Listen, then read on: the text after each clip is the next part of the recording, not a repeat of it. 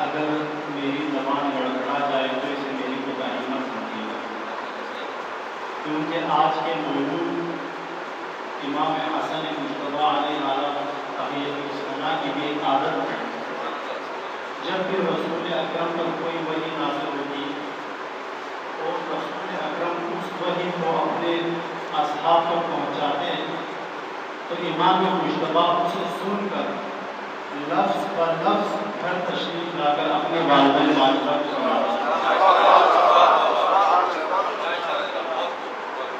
مولائے متقیان امیر المومنین گھر تشریف لاتے تو مسجد میں جو ماجرا ہوا ہے، جو وحی نازل ہوئی ہے، بالکل انہیں امیر المومنین سے فرماتی۔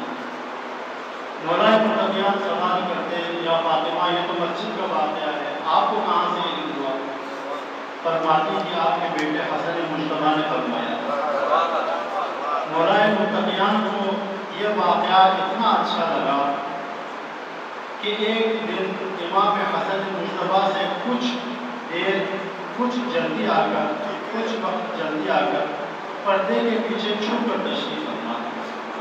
امام حسن مجتبیٰ حسب دستور تشریف لا کر وحی کا واقعہ بی بی سیدہ کونین سے بیان کرنے لگے، لیکن بیان نہ ہو سکا، زبان گڑبڑا گئی۔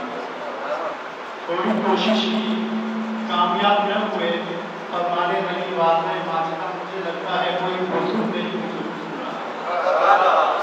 یہ فطرت کا مطالبہ ہے۔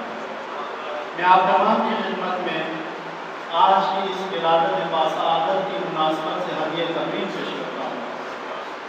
آپ مومنین اس وجہ سے بھی مبارکبادی کے مستحق ہیں۔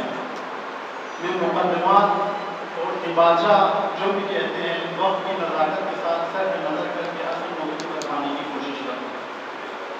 آپ مومنین اس وجہ سے بھی مبارکبادی کے مستحق ہیں کہ اتنی عظیم عبادت ولایت اہل بیت کی، ذکر محمد و آل محمد کی، کہ جس کے بارے میں فرماتے ہیں رسول اللہ کا فرمان ہے، فرماتے ہیں یا علی لو ان عبدا عبدا کمثل نوح فی قومہ، یا علی اگر کوئی ایک شخص اتنی عبادت کرے، نوح کی سی عبادت کرے، ہماری عبادت کی طرح نہیں جو ہم اگر 5 ٹائم اگر جھکاؤ کرتے ہیں، رکوع کرتے ہیں، سجود کرتے ہیں، نہیں، نوح کی سی عبادت کرے 950 سال، اور وہ بھی کیسی عبادت 900 سال تبلیغ کرنے کے بعد بھی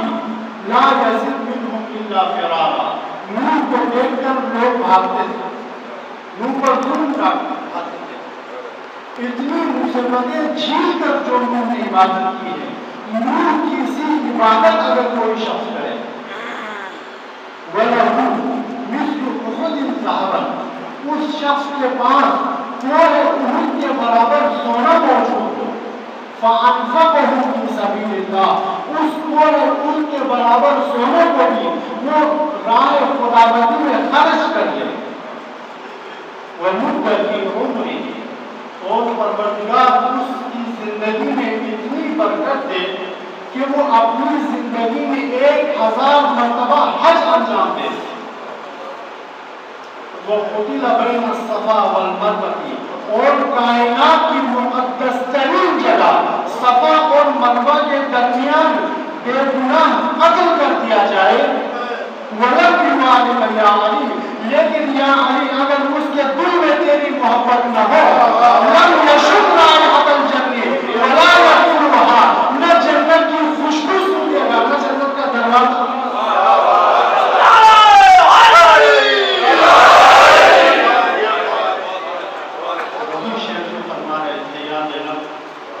عبادت میں تیرے باپ کا نام ہے، وہ عبادت حرام ہے۔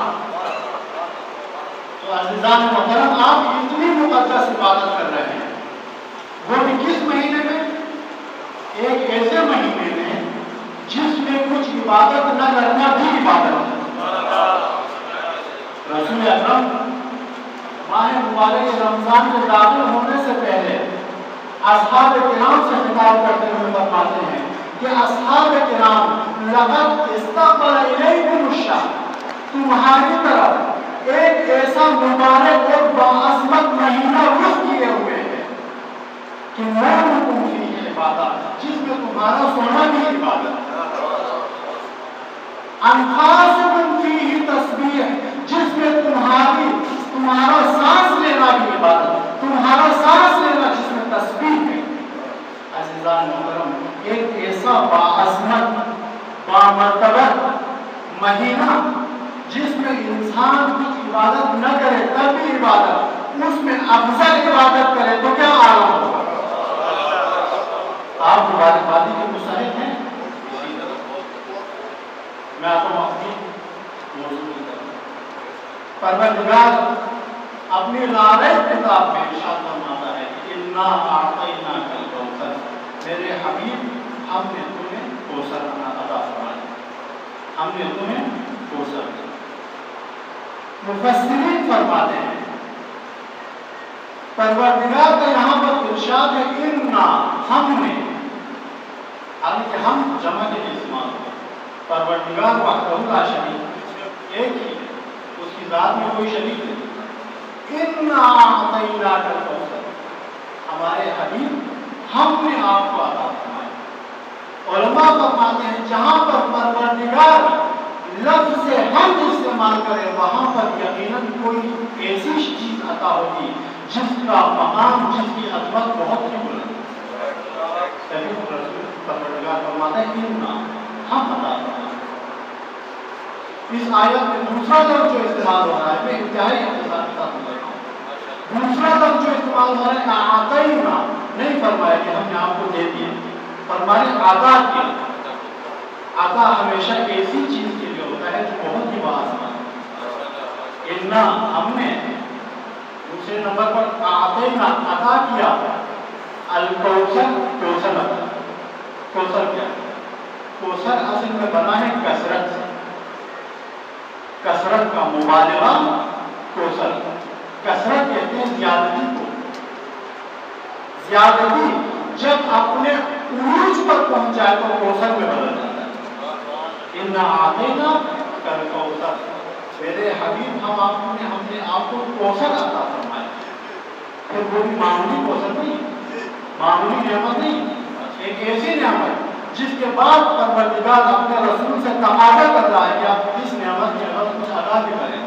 فصلی لربک وانحر، میرے حبیب ہم جو آپ کو نعمت عطا کرنا چاہتے ہیں اس کے بدلے میں فصلی، نماز بھی ادا کریں، وانحر، نحر بھی ادا کریں۔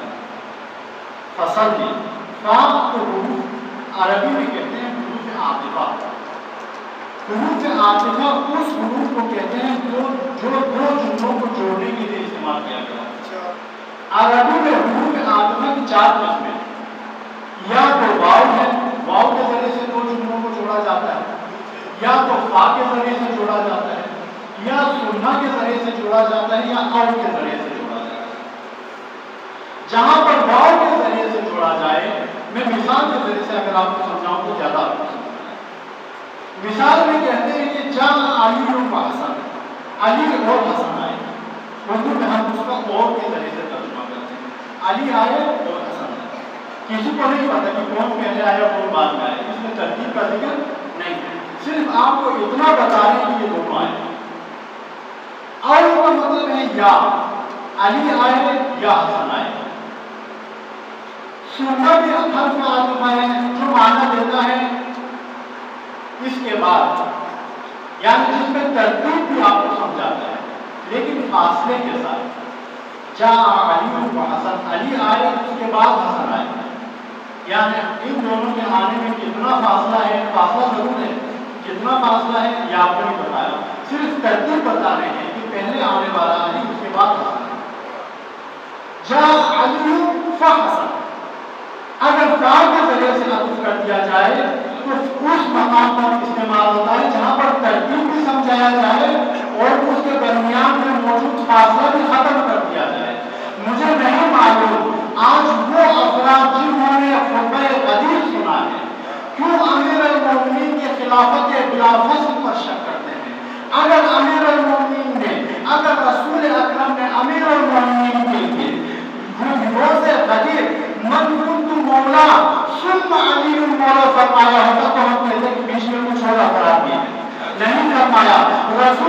فرماتے ہیں من کنت مولا فہذا علی مولا، جس کا میں مولا ہوں میرے پاس فوراً علی مولا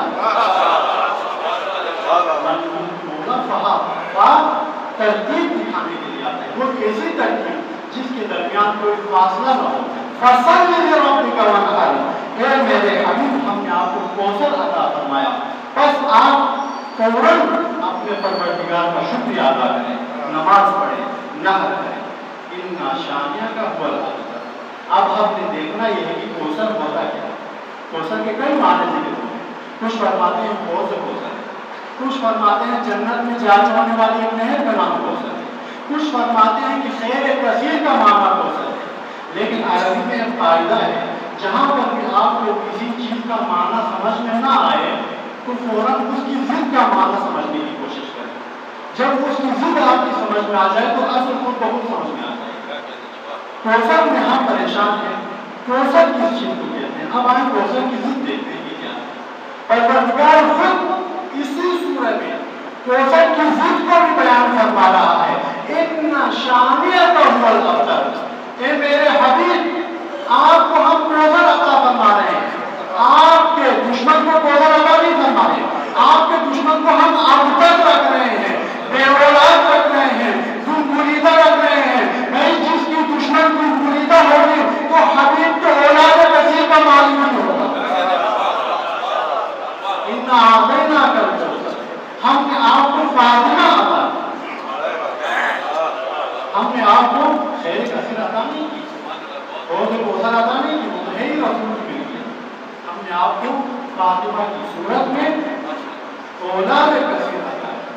عزیزان محترم، خیر کثیر، کوثر، اولاد کثیر، آج امام حسن مجتبیٰ کی صورت میں رسول اکرم نے، خدا العالمین نے رسول اکرم کو عطا کی، اور آج حسن مجتبیٰ کے ذریعے سے پروردگار نے اپنے رسول کو ابتر ہونے سے بچا لیا۔ اور وہ شخصیت، جس شخصیت نے رسول کو ابتر ہونے سے بچایا، جس نے رسول کو کوثر کا مالک ٹھہرایا، وہ ذات حسن مجتبیٰ علیہ السلام ہے۔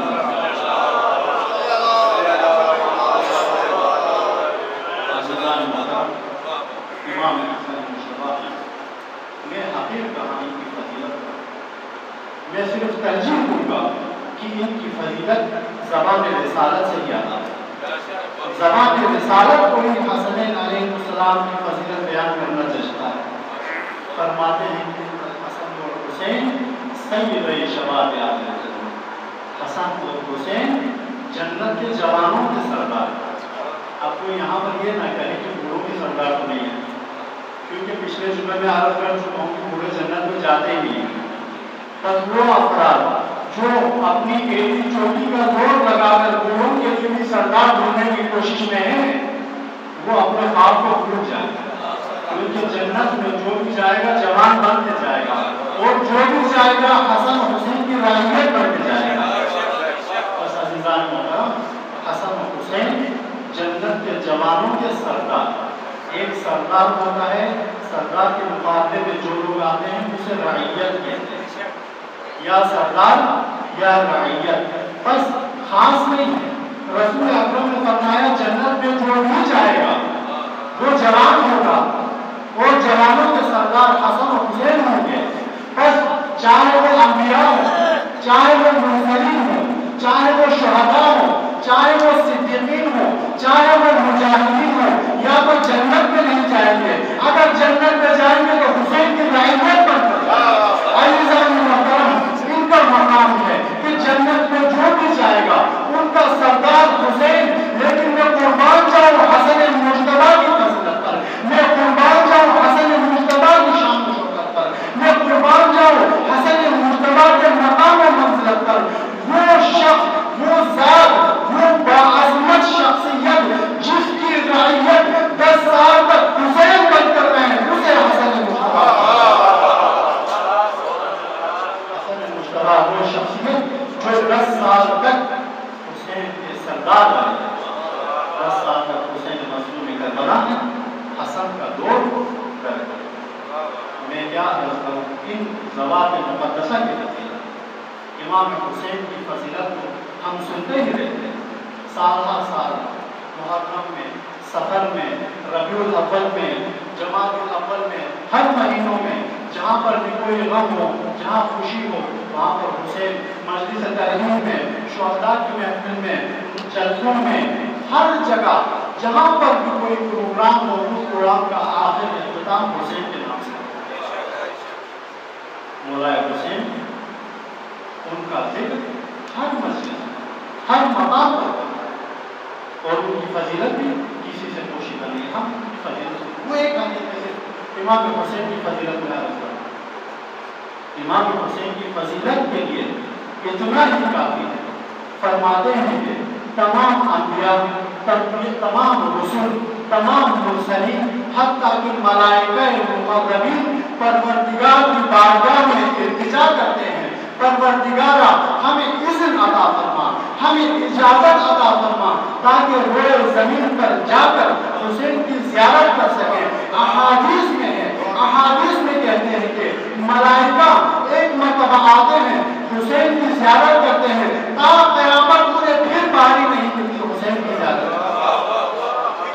بس عزیزان محترم، ملائکہ حسین کی زیارت میں مشتاق، انبیاء حسین کی زیارت میں مشتاق، مرسلین حسین کی زیارت میں مشتاق۔ عزیزان محترم، ایک حدیث میں نے دیکھی، ایک حدیث میں نے دیکھی، جیوں ہی میں نے حدیث دیکھی میرے رونگٹے کھڑے ہو گئے۔ میں اس حدیث کو بیان نہ کر سکتا اگر قرآن کی آیت نے تائید نہ کری۔ حدیث میں ہے کہ صرف ملائکہ نہیں بلکہ پروردگار رب ذوالجلال بھی شب جمعہ حسین کی زیارت کرتا ہے۔ یہ حدیث میرے لیے غیر قابل حسن، لیکن جب میں نے قرآن میں دیکھا ان اللہ و ملائکتہ یصلون علی النبی کہ آل اہل بیت پر، آل رسول پر خدا بھی درود بھیجتا ہے، ملائکہ بھی درود بھیجتے ہیں، تب میرے لیے یہ حدیث قابل ہضم ہوئی کہ پروردگار بھی حسین کی زیارت کرتے ہیں، ائمہ بھی حسین کی زیارت کرتے ہیں، مرسلین بھی حسین کی زیارت کرتے ہیں، لیکن زیارت کرنے کا طریقہ کیا ہے وہ الگ بحث ہے، لیکن زیارت کرتے ہیں۔ بس عزیزان محترم، رسول کی اس حدیث کی روشنی میں پروردگار حسین کی زیارت کا مشتاق، انبیاء حسین کی زیارت میں مشتاق، مرسلین حسین کی زیارت میں مشتاق، شہداء حسین کی زیارت میں مشتاق، صدیقین حسین کی زیارت میں مشتاق، مجاہدین حسین کی زیارت میں مشتاق، لیکن وہ عظیم شخصیت جس کی زیارت کا مشتاق میرے حسین، اسے حسن مجتبیٰ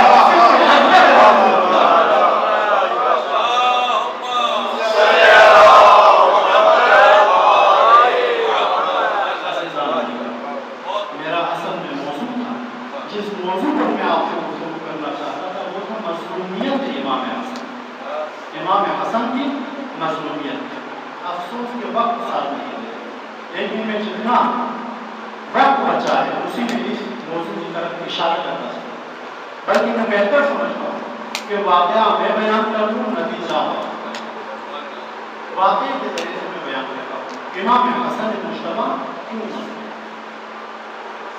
رسول اکرم کے آپ حدیث اٹھا کر دیکھیں، تمام ائمہ کے احادیث آپ اٹھا کر دیکھیں، جس حدیث میں بھی حسن کا ذکر ہوگا وہاں پر حسین کا ذکر بھی آپ نے دیکھا، جہاں جہاں پر حسین کا ذکر ہوگا وہاں پر حسن مجتبیٰ کا ذکر بھی ہوگا۔ واقعہ میں آپ کی نظر کرنا چاہتا، واقعہ ہے مولا امام مجتبیٰ ایک دن ایک عبارت تحریر فرما رہے، ایک عبارت لکھ رہے ہیں، اسی وجہ سے کہتے ہیں اپنے گھروں میں بڑے بچے کی اچھی تربیت کرو، بڑے بچوں کی اچھی تربیت کریں گے، چھوٹے خود بہت تربیت حاصل کریں گے۔ امام حسن مجتبیٰ ایک عبارت تحریر فرما رہے ہیں، حسین کربلا میں وہاں تشریف لاتے۔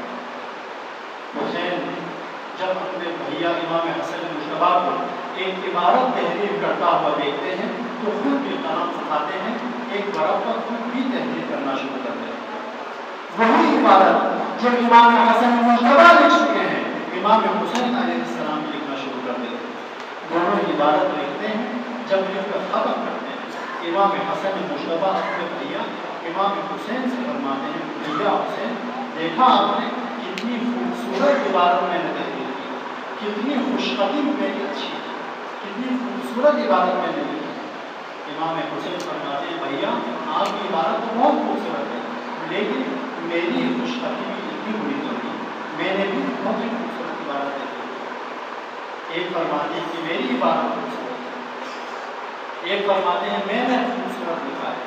دونوں میں جب فیصلہ نہیں ہوتا، امام حسن مشتبہ فرماتے ہیں کہ بھائی حسین اس میں بحث کرنے کی کیا ضرورت ہے، چلیں دونوں اٹھتے ہیں چلتے ہیں اپنی ماں کے پاس، سیدہ کونین کے پاس، سیدہ کونین جو فیصلہ دے گی اسی کو ہم قبول کریں گے۔ دونوں تشریف لاتے ہیں سیدہ کونین، سیدہ کونین اپنے دونوں لاڈلوں کو جب دیکھتے ہیں، جب ان کی باتیں سنتی ہیں کہ دونوں میں مباحثہ ہو رہا ہے، دونوں اپنی عبادت کو اپنی تحریر کو خوبصورت جان رہے ہیں، اور امام حسن مشتبہ فرماتے ہیں کہ اپنا یہ عبارت ہم دونوں میں لکھی ہے، ہم فیصلہ نہیں کر پا رہے ہیں، میں کہتا ہوں کہ میری عبارت خوبصورت ہوئی ہے، حسین فرما رہے ہیں کہ ان کی عبارت خوبصورت، آپ ہم دونوں کے درمیان میں فیصلہ کرتے ہیں۔ فاطمہ الزہرا تھوڑی دیر سوچتی ہے، پھر ان کے دل میں خیال آتا ہے اگر میں کہہ دوں کہ حسن مشتبہ کی عبارت خوبصورت ہے تو خدا نہ کرے حسین کا دل ٹوٹ جائے، اور خدا نہ خاصہ اگر میں کہوں کہ حسین کی عبارت خوبصورت ہے تو حسن مشتبہ آسودہ خاطر ہو جائے۔ فرماتے ہیں کہ بیٹا مجھ سے یہ فیصلہ نہیں ہو سکتا، جائیں آپ اپنے بابا علی مرتضیٰ کے کائنات کے اعدل الناس، کائنات کے احکم الناس، جن کے فیصلے آج بھی مشہور ہیں، دونوں تشریف لاتے ہیں مشکل کشا علی ابن ابی طالب کی، عرض کرتے ہیں مولا ہم دونوں میں یہ گفتگو چل رہی ہے، آپ ہمارا فیصلہ کریں۔ امیر المومنین فرماتے ہیں کہ میرے بیٹا حسن حسین، میرے بیٹے حسنین، میں نے دنیا کے مشکل سے مشکل فیصلے کیے ہیں، لیکن یہ فیصلہ کرنا مجھ علی کے بس کی بات ہے، جائیے دونوں اپنی خوشخطی اٹھائیے اپنے نانا رسول اکرم کے خدمت، دونوں تشریف لاتے ہیں رسول اکرم کے خدمت، عرض کرتے ہیں نانا رسول اللہ ہم دونوں نے عبارت تحریر کی ہے، لیکن ہم دونوں میں سے کس کی عبارت زیادہ خوبصورت ہوئی ہے؟ والدہ نے بھی فیصلہ نہیں کیا، بابا علی مرتضیٰ نے بھی فیصلہ نہیں کیا، ہم دونوں یہ فیصلہ آپ کی خدمت میں لے کر اسی کے مطابق میں بھی فیصلہ کروں گا۔ اسرافیل تشریف لے جاتے ہیں، واپس آتے ہیں، رسول اللہ سے عرض کرتے ہیں یا رسول اللہ پروردگار کا منشا یہ ہے کہ اس کا فیصلہ ان کی والدہ ماجدہ سیدہ کونین فاطمہ الزہرا ہی کر سکتی ہیں۔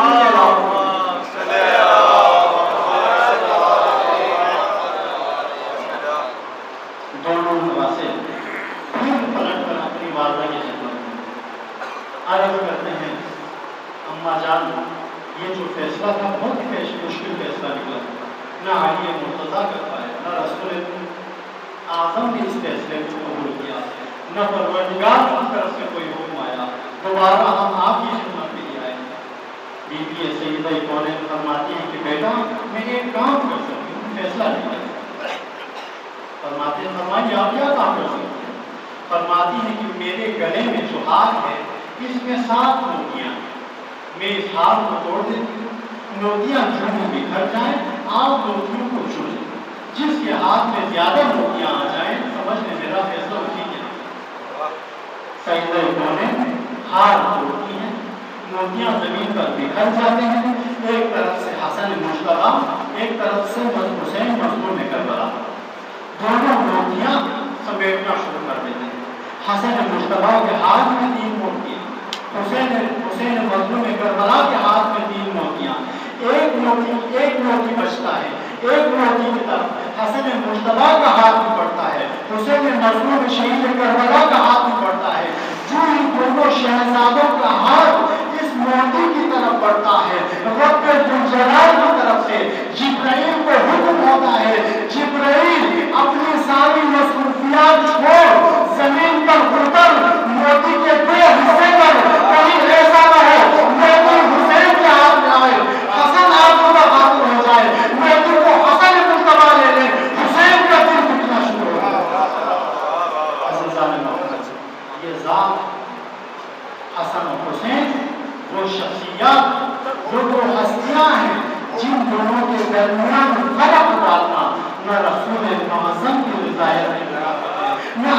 متضاد دونوں کے درمیان فرق ڈالنا چاہتے ہیں، لیکن دونوں کے درمیان فرق ڈالنے سے پروردگار راضی ہوتا ہے۔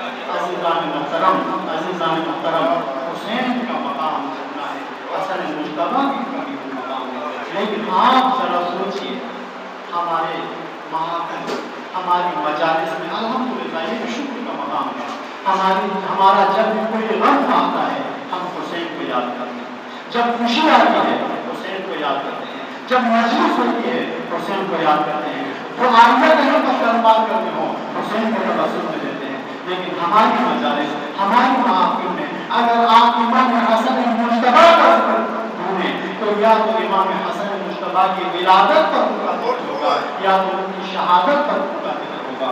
عزیزان محترم، ہمیں جس قدر اپنے مولا امام حسین کی محبت حاصل کرتے ہیں، ان کے عشق میں ہم سینہ زنی کرتے ہیں، ان کے غم میں ہم روتے ہیں۔ عزیزان محترم، امام حسن مجتبیٰ کا غم بھی حسین سے ہرگز کم نہیں ہے۔ امام حسن مجتبیٰ نے بھی اپنی طاقت ہوتے ہوئے، ہر صلاحیت ہوتے ہوئے صبر کا غیر کا بھوٹ کیا ہے، اور انہوں نے صبر و تحمل سے کام کیا ہے۔ پاک پروردگار آج اس مقدس سے امام حسن مجتبیٰ کے حق حرمت اور ان کو تبسم میں لے کر آپ کی بارگاہ میں دعا کرتے ہیں، پاک پروردگار ہماری قلیل سی بات اپنی بارگاہ قبول و منظور فرما۔ پاک پروردگار اہل بیت علیہ السلام کی فضیلت کو درک کر کر ان کی معرفت عطا کر کے ان کی سیرت میں چلنے کی ہمیں توفیق عنایت فرما۔ پاک پروردگار ماہ مبارک رمضان میں جتنے اعمال ہم نے انجام دیے ان کو اپنی بارگاہ میں قبول و منظور فرما۔ آنے والے دنوں میں عبادت کا حق ادا کرنے کی توفیق عنایت فرما۔ پاک پروردگار ہمارے مرحومین کو ولی رحمت فرما۔ پاک پروردگار حاضرین میں سے، غائبین میں سے جو مومنوں پریشانی کا شکار ہے، پریشانی زینب کا صدقہ ان کی پریشانی کو دور فرما۔ پاک پروردگار اپنے اولاد کو اولاد نرینہ عنایت فرما۔ پاک پروردگار بے جرم اسیروں کو رہائی عنایت فرما، بے روزگاروں کو روزگار عنایت فرما۔ پاک پروردگار جو حضرات رزق کی مشکلات میں ہیں ان کے مشکل مسائل کو آسان فرما، ان کے رزق میں وسعت عنایت فرما۔ امام مسلمان ہم سے راضی و خوشنود فرما، ان کے اعوان انصار میں شامل ہونے کی ہمیں توفیق عنایت فرما۔ ربنا تقبل منا انک انت السمیع العلیم، آمین یا رب العالمین برحمتک یا